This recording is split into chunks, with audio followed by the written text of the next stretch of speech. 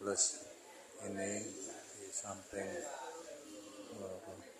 UPN Surabaya itu jam 2 dini hari itu masih penuh karena ini buka 24 jam.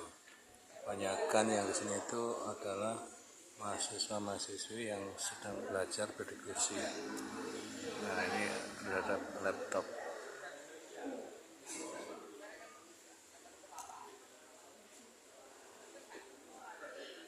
Ini juga belajar ini dengan laptop ya.